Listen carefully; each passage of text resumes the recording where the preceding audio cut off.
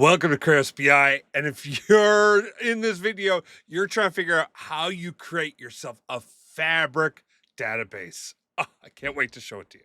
It's awesome.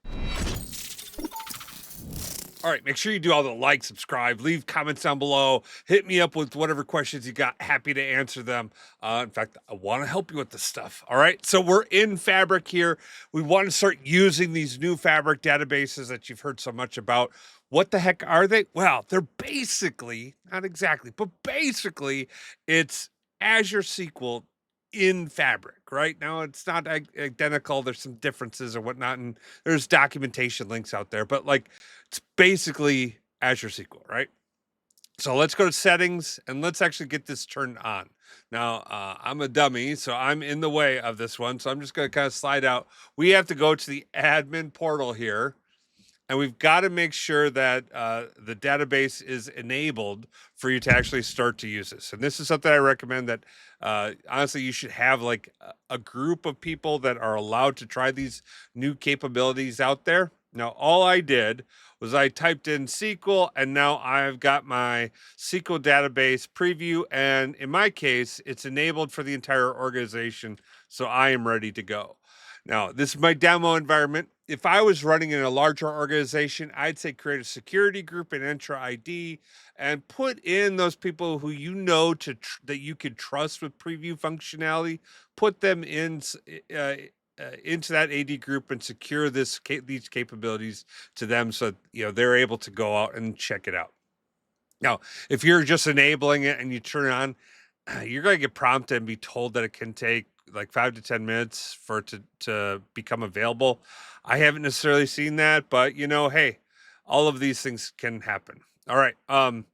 Now, once that's set up, we're going to go in and we're going to want to, honestly, I'm going to go to a whole new workspace. I'm going to call this my Create Fabric DB demo workspace. And I'm going to go and I'm going to make sure that my workspace for this is either a premium capacity, an F64 or higher, or trial capacity. I have an existing F capacity at F2 SKU.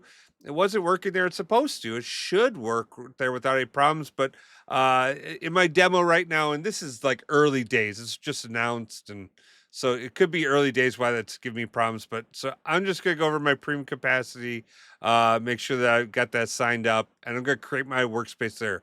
This is something you cannot do with premium per user or your like pro environment. You've got to have premium capacity for this. Okay. So I'm going to click on apply. My new workspace is going to be created, and I'm going to be almost done. All right. I'm going to click on new item, and I'm going to search for SQL. It's already right there. I've got my SQL database preview. I click on that, and it's going to come up with a prompt to give a name. So I'm just going to call this Fabric SQL DB. Hit create.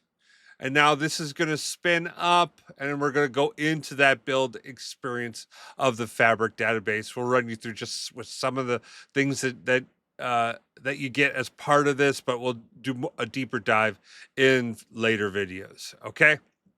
So I've got my Fabric database. It's all stood up. As you can kind of see, I've got one schema. I've got no data inside here. So I still have to go and load data, and I've got all sorts of functionality there.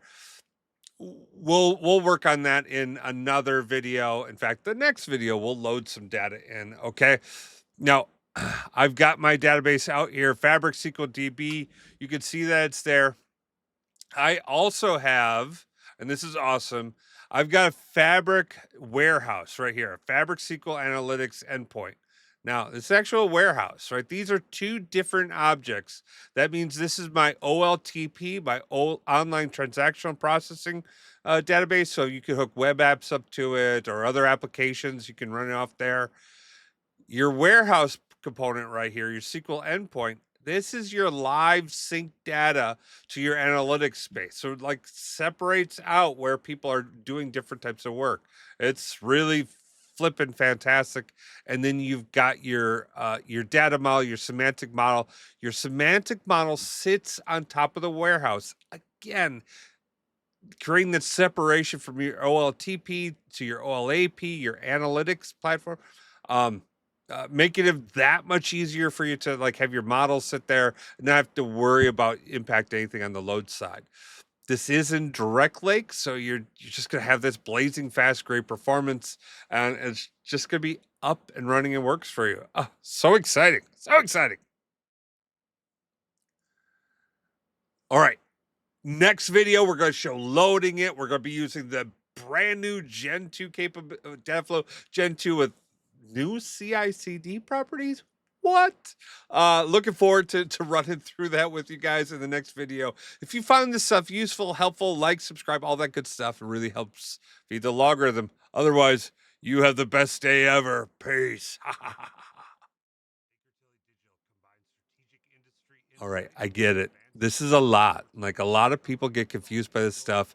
If you need help, head over to bakertilly.com/digital. Click on the little link to get more information, stuff like that. Myself or one of my buddies will reach out. We'll give you a helping hand on things. Okay. You want to learn more about Microsoft Fabric? There's a video here and a video here. Click on them. Enjoy. Become a data god yourself. Peace.